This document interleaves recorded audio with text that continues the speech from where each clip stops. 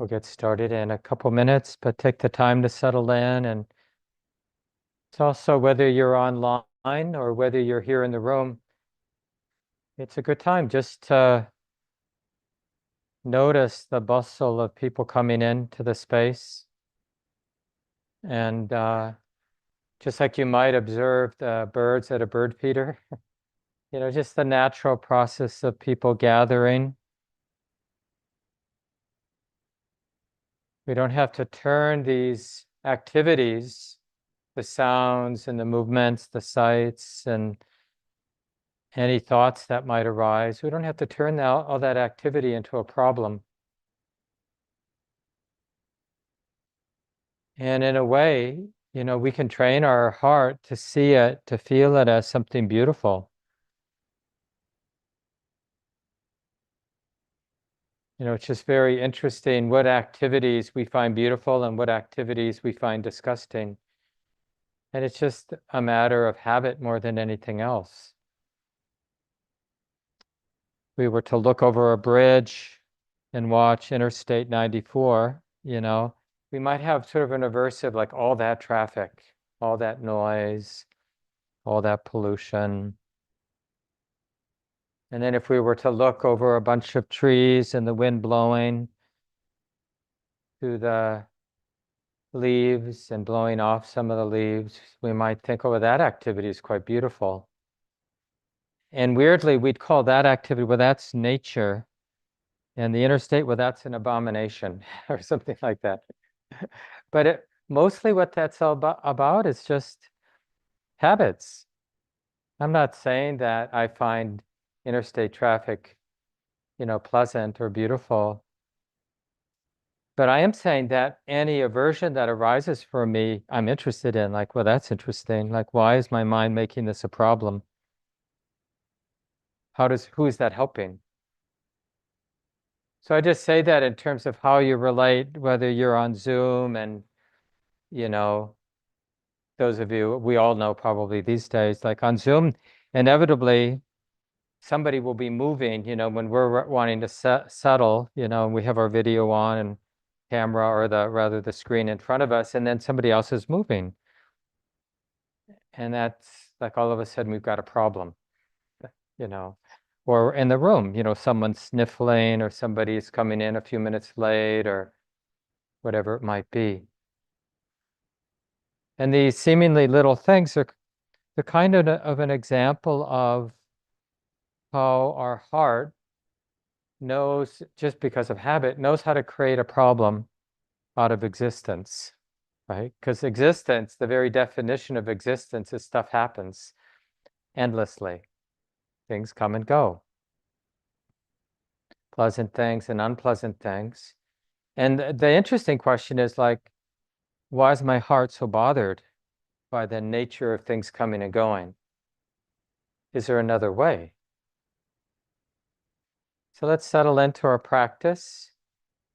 Find a posture that supports you, that's relatively comfortable, supports some alertness, some upright clarity, that sense of being right in the middle.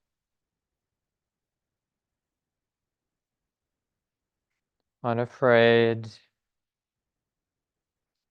And we're not trying to get anywhere.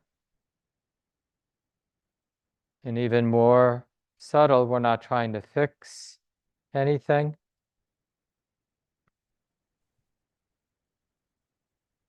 Instead, we're appreciating this capacity of the mind, of the heart, to recognize that the experience is being known. So one of the more obvious aspects of our experience now is the experience of the body sitting, just the sensations of the sitting body.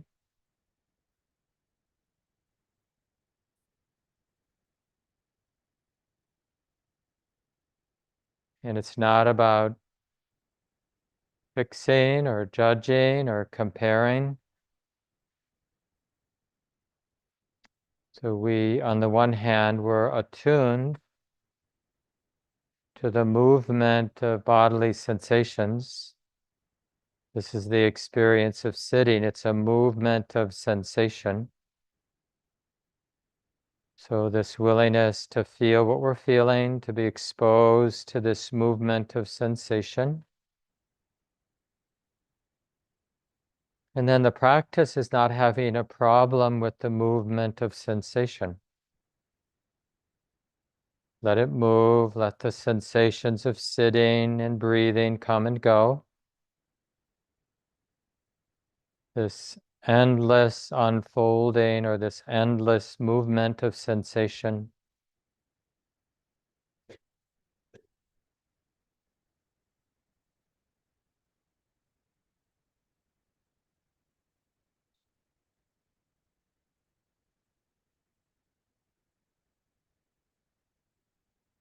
See if you can soften around what's moving, including the movement of sound, the movement of thought in the mind, your own narration or mental processing that might be happening. They're just simply activities that are moving, coming and going.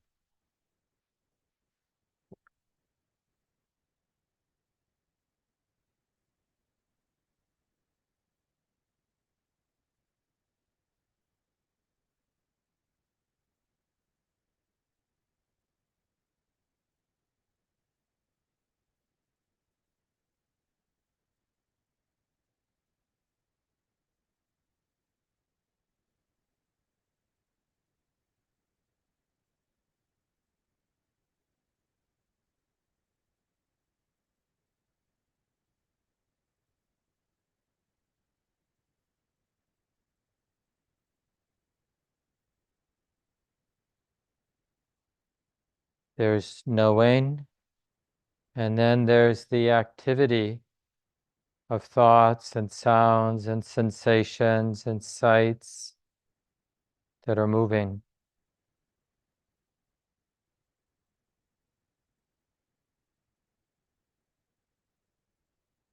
And what is the mind, the heart, the quality that doesn't have a problem with the movement of sound, the movement of thought, the movement of sensation?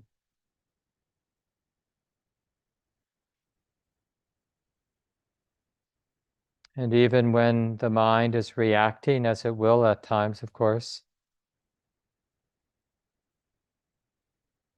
there can be a simple, clear knowing of that reaction, that movement that we call a reaction, the not liking of something, for example. Oh, now this is what's moving.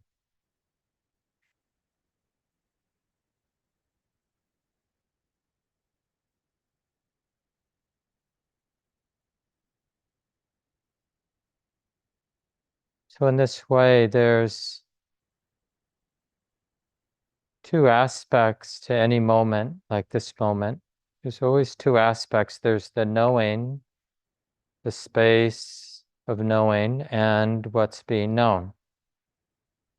There's the activity, and then there's that quality of stillness that knows, that space, still, open, empty space of knowing. Obviously, this is the more subtle of the two. What we tend to notice is the activities that come and go in the moment, the particular sound, the particular sensation, the particular thought or emotion, the particular visual experience. But there's also the knowing. And it's a bit of a mystery, but it can be intuited or sensed.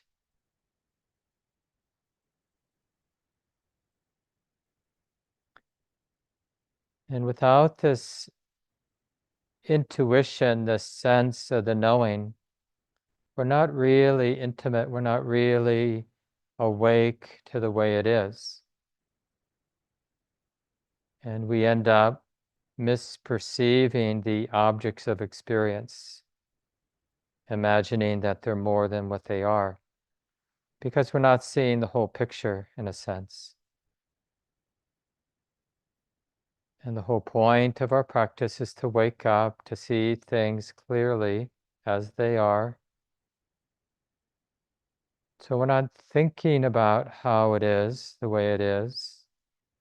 We're using our actual experiencing right now, this activity of objects coming and going through the 5 physical senses and through the sensitivity to mental activity. These 6 sense gates, we call them. But now we're trying to have a more complete understanding. So we're also recognizing that these movements are being known.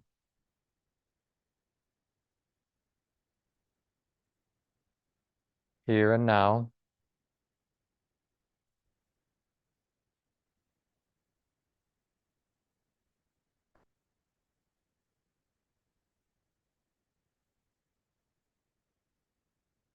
So in our own subjective experience, now we'll notice there's something that's still and there's something moving.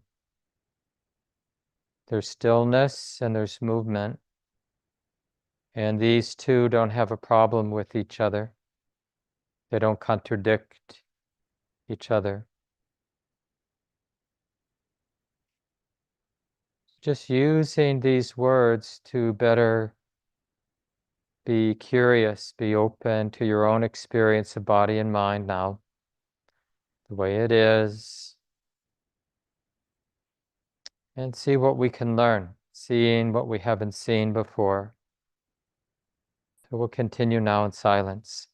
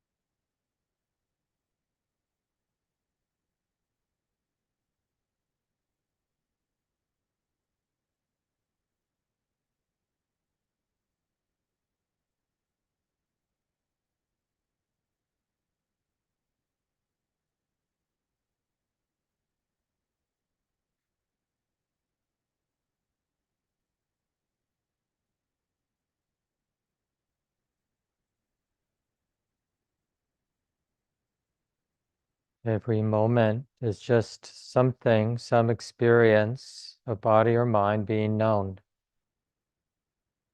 See if you can keep things that simple. So instead of thinking that you're navigating experience or you're in charge of it in some way, instead of that, we're just recognizing there's something being known. In any moment, always something being known. Sometimes it's an attitude of mind that's being known. Sometimes it's a thought or an emotion being known. Sometimes a sound or a sensation, a sight being known. And if you're confused, you can just drop the question in, what's the mind knowing? What's the heart sensitive to now? What is it sensing? Oh, it's sensing this. This is what's being known or felt. Try to sustain that simple way of recognizing the present moment. Stillness and movement, the knowing and the experience that's coming and going, that's being known.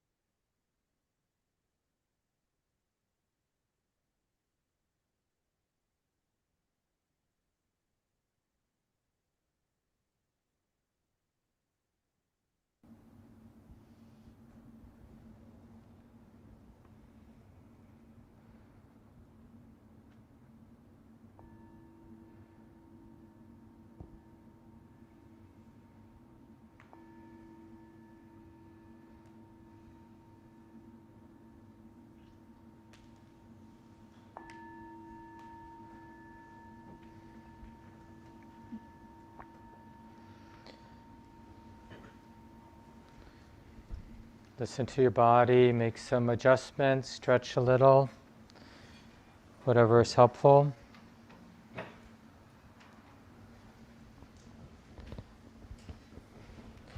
And thanks for helping to make space for everyone in the room today.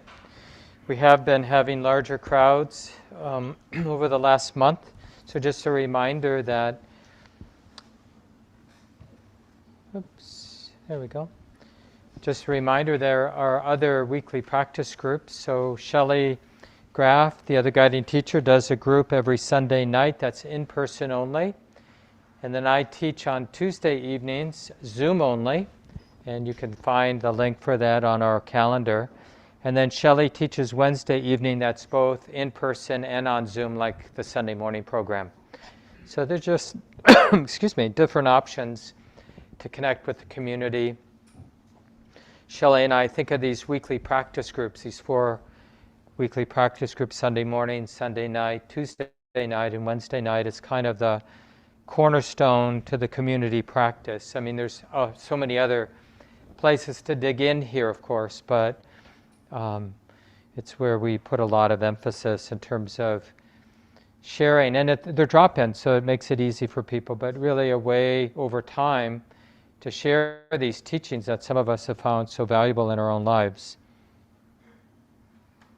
So today, and just a reminder, I create a document for each week with some additional resources for those who want to do a little reading. And as some of you know, I've been following this collection of teachings from Ajahn Chah, a very well-known Thai meditation teacher and Buddhist monk who died in the 1990s. And so there's a link for that freely available book, the digital version of it. And there are some paper copies you can order from the monastery if you want. And we're on chapter 38, Unshakable Peace. And you know, that's a little bit provocative. You almost want to, scorn or roll your eyes when you hear someone talking about unshakable peace. Yeah, maybe another person or maybe another time, but come on, unshakable peace.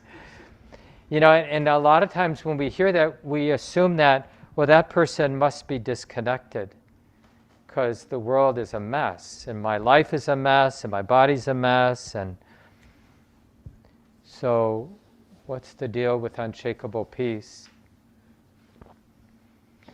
And I think the first step is like a willingness. I mean, it's not necessarily being naive, but just a willingness to be interested. I mean, I wonder what that's about. Does this guy, the Buddha, know what he's talking about? Is he talking to me? Is it relevant to me? How might somebody check this out?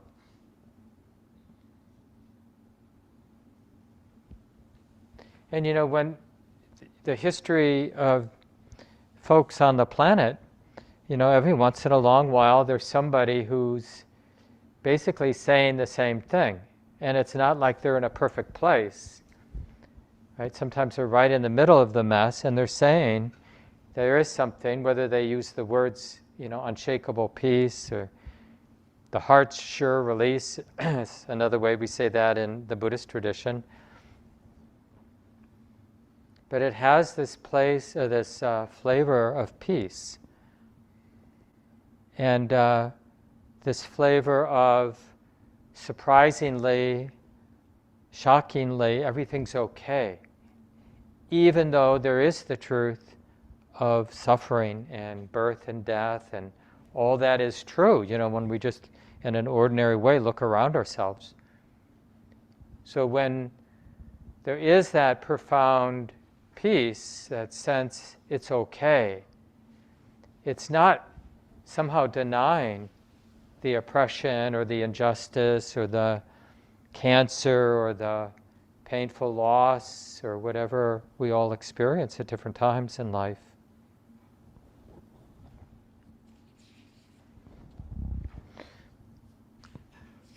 I mentioned indirectly in the guided instructions this morning this teaching from Ajahn Chah. He liked this phrase, still moving water, just because it would catch people's attention, and he would sort of like throwing people for a loop. It says, have you ever seen still water? Most of us would say, yeah, there was this pond, no breeze, the water was like glass, it seemed really still, right? And then he would say, have you ever seen flowing water? We'd all say, yeah, because I saw this stream, this rapidly moving river, that was moving water. And then he would ask, have you ever seen still flowing water? Together. And we go, like, what are you talking about? It's either still or it's moving. And this is a simile for our own heart, our own mind. Not theoretically, but actually in our subjective experience. How can we observe, how can we open to the nature of our mind, our heart, our experience right now, the present moment, the way it is, and sense that there is something both still and something moving. And as I said in the guided instructions, they're not having a problem. The stillness isn't having a problem with the movement, and the movement isn't having a problem with the stillness. They're not in conflict. Anybody sense that in the sit today? And it isn't so much, okay, now I have something to believe in. Well, really, cultivating a mind or a quality of awareness that can notice what we tend not to notice. We're so on the surface of things. Our politics these days, and I'm not taking sides at all, really, but it's just a perfect example of what happens when people live on the surface, and we kind of take what we're being told to be somehow an absolute truth, instead of having enough safety, because I think that's important, and enough curiosity, and enough capacity to be okay with ambiguity, knowing that we don't know. I mean, it's really an act of love, like when we're with another person or a group of people or with our wider community. It is a real act of love not to be putting on the other person or the other people our fixed idea about things.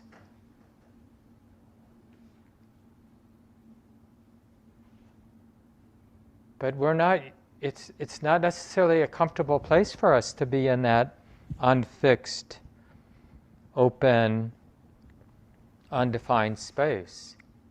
Try it sometimes. Even in times when things are pretty safe for us, like I notice this even with hanging out with my cat. I mean, really simple moments. Or yesterday I was taking a walk in a really nice place, and it occurred to me to be aware, mindfully aware, which is good, I guess. But just noticing that it's, the mind sort of wants to structure, kind of impose meaning, even the meaning like I'm practicing being aware, which is, it's like totally unneeded. It's like an extra weight that we don't need to be dragging along or carrying along.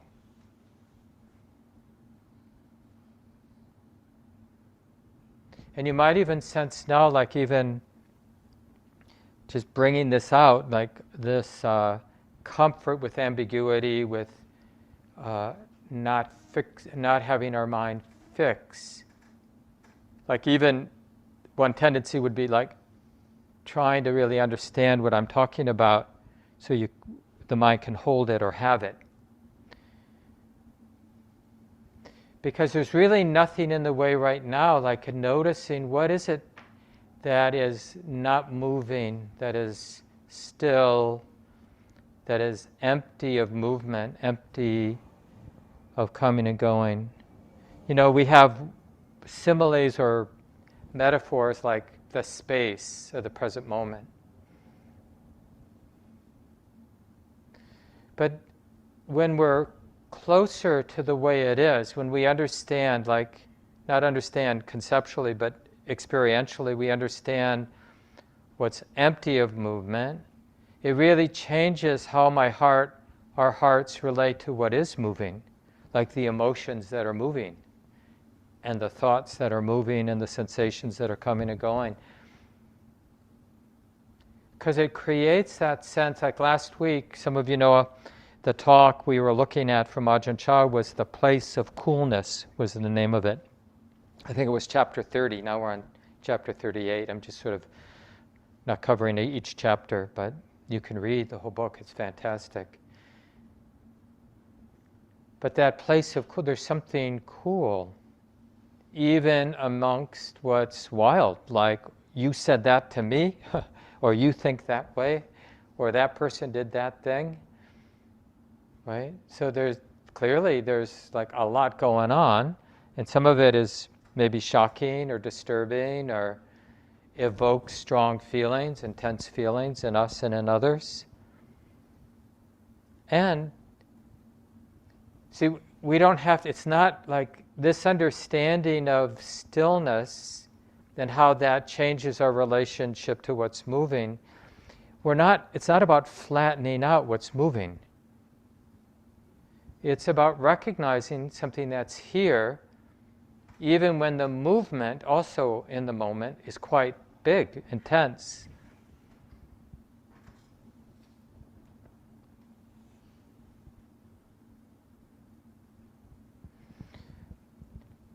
Because this is, anything that's new, our mind, the habits of the mind will want to reject, because nobody likes change. We kind of like the status quo. As uncomfortable or heavy as it might be, it's the known. It's the familiar.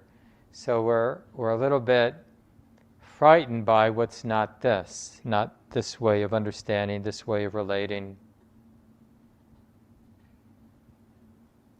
So when we get a teaching like still flowing water, here's what Ajahn Chah, this is like a way he would talk about it. Have you ever seen flowing water? Have you ever seen still water? If your mind is peaceful, it will be just like still flowing water. Have you ever seen still flowing water? There. You've only seen flowing water and still water, haven't you? But you've never seen still flowing water. Right there, right where your thinking cannot take you, even though it's peaceful, you can develop wisdom. Your mind will be like flowing water, and yet it's still. It's almost as if it were still, and yet it's flowing. So I call it still flowing water. Wisdom can arise there, right? Because wisdom, what's wisdom? Well, wisdom is just seeing what we haven't seen. Like what's here and now, but hasn't been honestly acknowledged, because we've just been on the surface of things. Like an animal, that's just concerned about danger, threats and food and mating and things like that. Well, we're human animals, of course, and so there is that sort of tendency in our mind to just be obsessed or be tuned in to survival issues. And because we're mammals, social beings, part of what we're tuned into is like fitting in. Or even if your way of fitting in is being a rebel and not fitting in, it's still like negotiating that whole social hierarchy and understanding it in terms of our own sort of conditioning.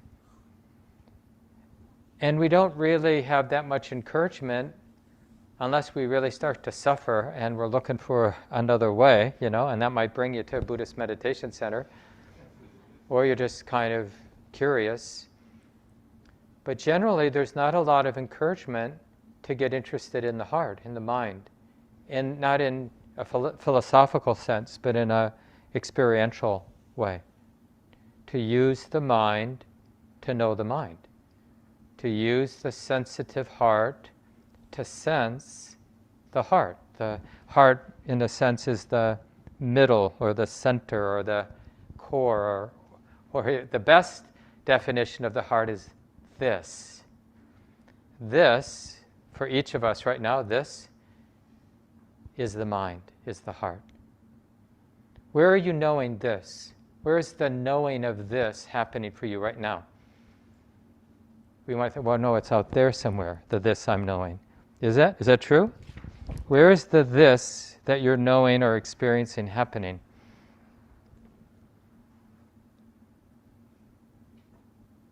It's happening here, now, in the heart, in the mind, isn't it?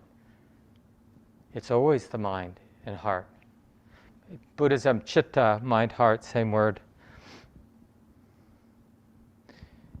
This. And I bring that up just because hopefully it can activate some humility. Like, oh, this is my lived experience and I haven't been that interested in it. Isn't that interesting? You know, I've been a bit oblivious about what we might call our subjective experience or our subjective experiencing. We haven't been actually interested in it, have we? Mostly. And even those of us who like read a book or gotten interested in it in moments, it's always like postponement. Like, yeah, when I retire, I'll get, I'll take some long reflective walks, and I'll finally get to the bottom of this. Or whenever, when my kids grow up, I'll have more time, or, whatever. It's just so interesting how we can think there are more important things to do than to really understand the nature of our own mind. And again, not philosophically, but directly. And the Buddha was blunt, the suffering, and I think it's fair to say not just our own personal suffering, but the kind of activities that cause so much suffering out in the world, the way we mistreat each other and take advantage of each other, arises because we don't understand the nature of our own mind. Because when we're on the surface, then as I pursue what I imagine will be happiness, we do things that cause a lot of unhappiness, not for ourselves and for others. I mean, isn't that true?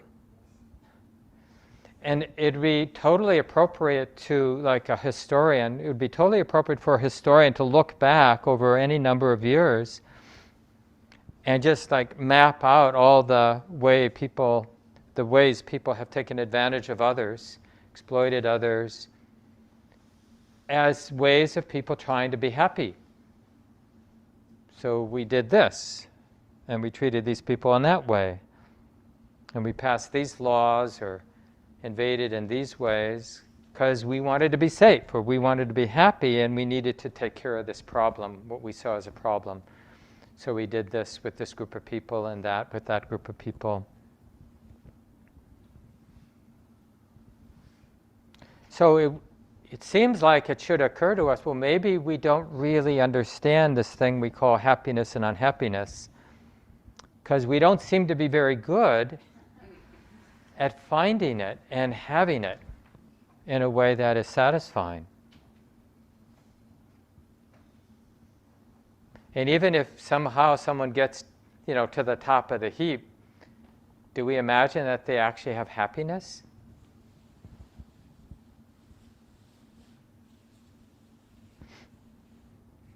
This is Ajahn Amaro, who is a British person. He is a student of Ajahn Chah, a very respected Buddhist monk, now the abbot of a big monastery in England. And he was commenting on this teaching from Ajahn Chah about still flowing water. He wrote, "The untrained heart chases the delightful, runs away from the painful, and as a result finds itself struggling, alienated, and miserable. By contemplating our own experience, we can make a clear distinction between the mind that knows, citta, and sense impressions that flow through it. By refusing to get entangled with any sense impressions, we find refuge in that quality of stillness, silence, and spaciousness, which is the mind's own nature. This policy of non-interference allows everything and is disturbed by nothing. So now, here's what we tend to do with that. Like, to whatever degree we understand that, even just on a simple intellectual level, oh yeah, stillness, silence, space.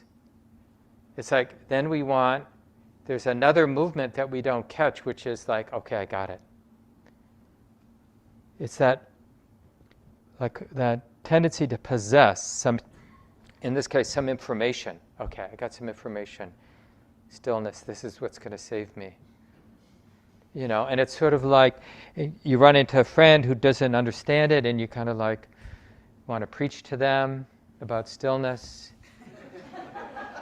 Right? We make it into a thing. It's just more activity of the mind that's coming and going, thoughts and emotions coming and going. So our thoughts about stillness won't help us. There will just be another thing to confuse the mind, thinking that those thoughts about stillness or silence or peace or space, spaciousness, is going to be some answer. And what we find is that conditioned phenomena, that means conditioned phenomena is sort of a fancy way of talking about subjectively what moves. Thoughts move, emotions move, sensations come and go, visual experience moves, sounds move, smells, tastes move. All these sort of ordinary ways that we're sensitive to the moment. In Buddhism, we talk about 6 ways we're sensitive, the 5 physical senses, but it's true, we're also sensitive to mental activities, right? So these are the 6 ways we're sensitive. They're always moving. These are the conditioned phenomena. This is what's coming and going, causes and conditions. This is how we talk about it. These will never be trying to grasp a sound, a sensation, a thought, an idea, an emotion, will never be satisfying. Will always end up being betrayed by conditioned phenomena. Right? Like having a really nice experience. Can we depend on it to provide satisfaction? No, because it doesn't last. However nice we get it, that perfect massage in the perfect location, you know how they create, it's so fun to see how they try to entice people to do vacations, so it's like it's not enough to be on a tropical beach, during a Minnesota winter, but it's tropical beach with just some privacy, like they have these really attractive screens and somebody giving you a massage. Usually a very attractive person giving you a massage, and yet the beach is right there, and probably there's some sort of sense of like good food and good drink being nearby, right? It's like everything is just right. But has anybody ever been saved by something like that in a way that's meaningful in a long-term sense? There are setups. And eventually, we have to have enough of these experiences in our own way to begin to have the sense of disillusionment. Like, not that we're disillusioned with sense experience, but we're disillusioned with the idea that it's going to save me. That these nice sense experiences that we might be able to have, or that might come our way at certain times, are worthy of grasping or getting tight about. And then it just starts to beg the question, well, what is the refuge then? If it isn't the pursuit of really nice sense experiences, what's the point? What do I do with this life? And the Buddha's answer is, well, one thing you haven't tried is to get to know the mind. That might provide an answer to that question of, like, what's the real refuge? Maybe we keep seeking refuges that aren't actually refuges because we don't really know the way it is, the nature of the mind, the nature of experience, you could also say. And the neat thing is, what we have to study is right here. It's always right here. It's this moment, right? Because remember what I said earlier, this is a moment of mind. This is a moment of the heart. If you want to know the mind or the heart, well, it's this. All the qualities of the mind or heart are right here and now. Where else would it be, the mind or heart? Like, you know, if I'm looking for it, but the looking, what's that? That's also, so do we have to go somewhere to know the mind or heart? Do we need a different moment? That's the problem. We're always looking for the special moment. I'll get on a Buddhist retreat, and then I'll be able to look. And it's true to some, there are, when we're more busy and distracted, it's not as easy. But really, any moment will do.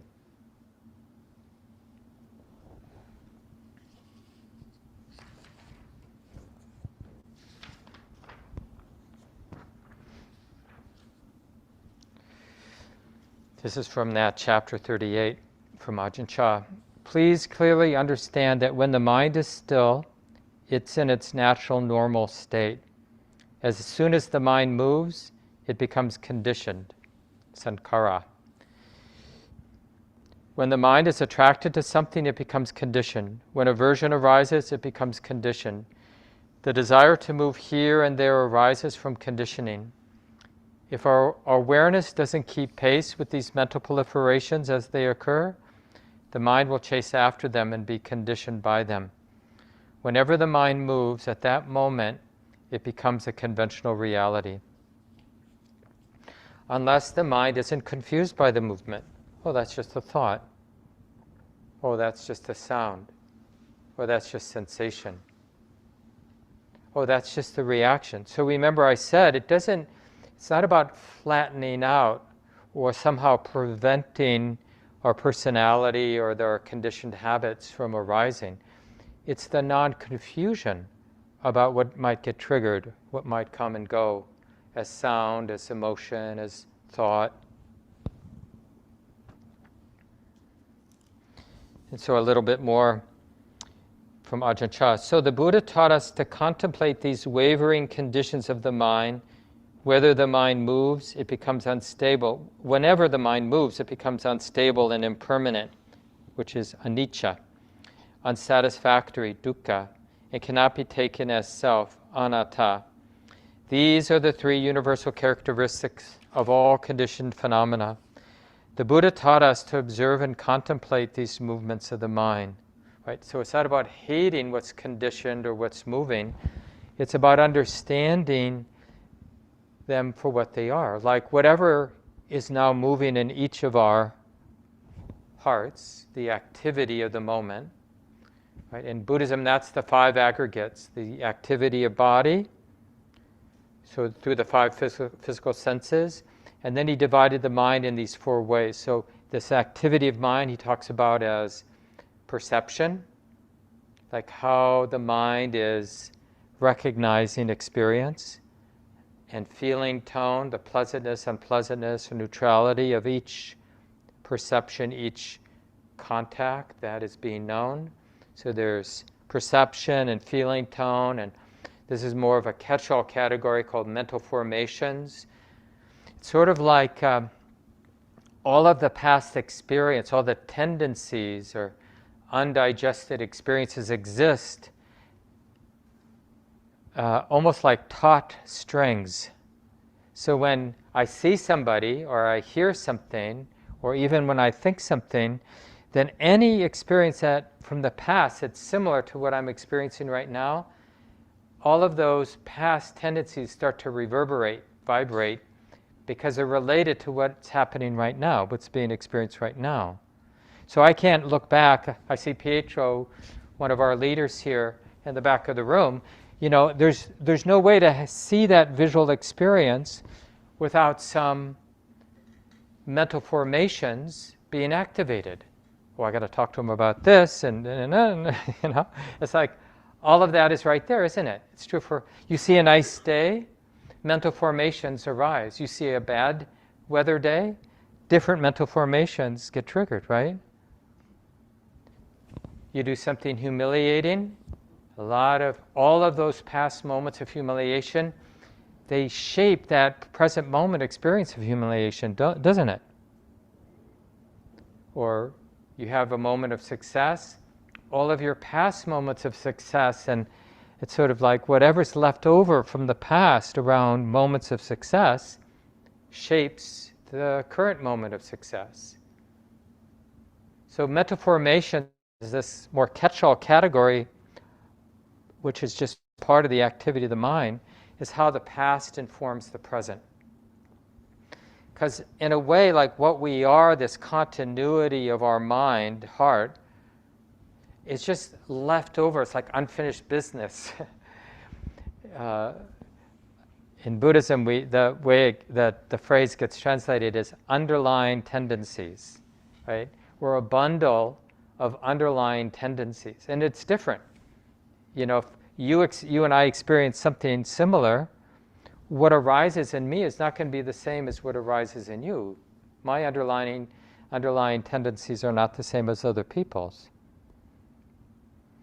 And then consciousness is the fourth. So this is just a fancy, more sophisticated way of talking about the activity of mind and body. The mind is divided in terms of perception, feeling, tone, mental formations, and consciousness. Consciousness is the knowing here, and bodily activity, just the seeing, hearing, smelling, tasting, and touching being known, right? And you don't separate these two. The body is being known by the mind, consciousness. And what the Buddha is saying is that this activity of body and mind, what's conditioned, that it's always, we can recognize it because it moves. None of this is static. It's not a thing, a noun. It's a movement. Sound is a movement. Like we hear the blower, those of us in the room, we can hear the blower, maybe those at home too. You have a furnace making some background sound, ambient sound. We think of it as a thing. Oh yeah, that's the blower. That's the furnace. But it isn't a thing, is it? As sound, what is it? It's like a river. It moves. So all conditioned things are moving, and because they're moving, because they never cease moving, changing, they're not going to provide a me, something satisfying. Because what me really wants, what you really want, what we all really want, is some solid ground. But conditioned phenomena never provide solid ground, because they're all rivers of movement. They're flowing, changing. So we say there's anicca, things are changing, moving. Things are dukkha, unsatisfactory, because it's a flow. The sense of a me that wants solid safety, permanence, is always disappointed when I look for that in conditioned experience. And it's not personal, the flow, the movement of thought. Even though they're my thoughts, and it's my experience of sound, and my experience of touch, and my experience of sight, and smell, and taste, from our own subjective point of view, just observing the space of knowing these flow, the activity of body and mind, there's the thought that arises, oh, this is happening to me, or the thought arises, I don't like this, or the thought arises, I do like this. But when we just observe that as an activity, even that seemingly very personal thought, hey, this is happening to me and I don't like it, there's nothing personal about that thought. And even if I think, no, I just thought that thought. But that It's just another thing being known, isn't it? Oh, I just thought that thought. That's just another arising that is arising from those underlying tendencies, right? That's what my mind does. That's its conditioned habit, right? We've all been conditioned to presume everything's personal because it's happening to me. But the more we practice in this way, from this recognition of the space of knowing, the empty, open, silent, still space of knowing, and what are we knowing? We're knowing the activities of body and mind. Then the truth of these three characteristics just start to shine through, that things are changing, unsatisfactory, meaning nothing is really worthy of grasping, of taking personally, and that clarity about the impersonal nature of everything, sound, sight, thought, emotion, reactivity, seeing. Like even now, because seeing is for many of us a more tricky phenomena, but we can sort of see what we're seeing, each of us, even those of you at home, from the sort of ordinary, taking it all personal. I'm seeing, this is what I'm seeing. But if we just relax that habit of perception, that habit, you can see that even the visual experience that's coming and going or that's changing, it's just the nature of the sensitivity of the eyes, you could say, right?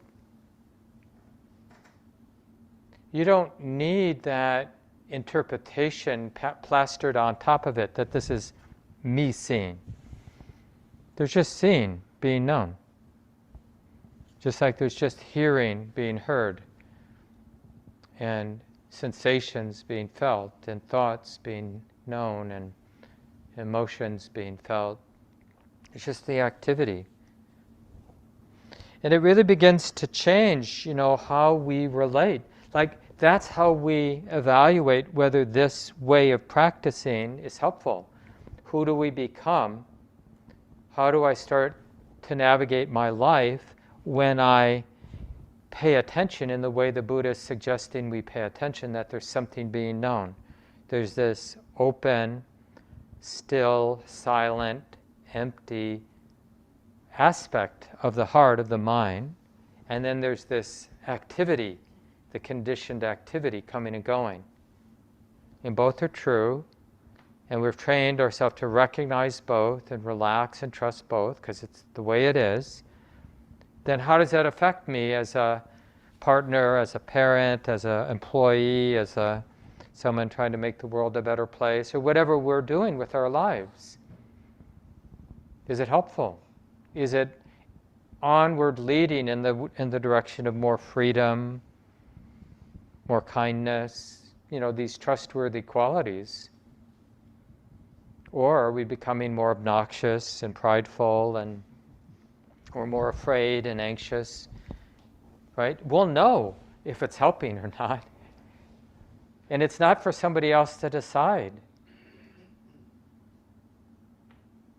And what's so clear when we look at ourselves and we look around us is that it's when people, you and I and other people, when we're convinced that there is something worth grasping in that personal sense, something that's actually going to cause me to be satisfied.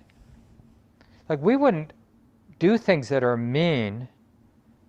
We do things that are mean because we think if I do this, I'm going to be personally satisfied in some way. I'm going to get something that will be satisfactory in a deep way. But if we realize that that's never going to happen, well, we have so much less incentive to be mean. When things are impersonal, when things are unsatisfactory, when things keep changing, the only thing that ends up making sense is love. And we could just see this for ourselves.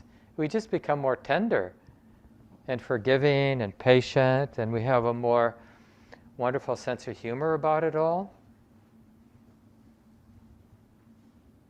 I mean, it's just so ridiculous when we observe ourselves and observe others. Like, what are we, because it's not so much what people tell us or what we tell ourselves is important, but actually look at our actions. What do my actions say about what I'm taking to be important? Well, finishing this series on, this comedy series or something like that, I got to finish it. As it like, that's the most important thing? Or, even if you have a bucket list, like, I really want to go to Paris or, whatever it might be. There are people who've gone to Paris and not necessarily been changed by the experience. I'm not saying you shouldn't go to Paris, but it's just interesting how weightful these things can be, like get in shape, or whatever it is. It'd be nice to, in the small groups, you can just talk about these mythologies we live with. Oh, this is going to do it. This is my refuge. And then when we say them out loud, we start to have that wise sense of humor, like, oh, I think I mentioned this last week from Joko Beck, the promise that's never kept. And the Buddhist practice, the Buddhist teachings and path, it's really a wisdom path. It starts with wisdom, it ends with wisdom. We're understanding that the root problem, not just for our own suffering, but our collective suffering, is we don't understand the way it is. So all of our actions, all of the ways we're participating and acting in the world, is arising out of ignorance or delusion, or self-centered activity, you could say. Greed, hatred, and delusion is another way we talk about it in Buddhism. We just don't know better. So I know the children are going to come in just a moment, so I want to wrap it up here, make a few announcements.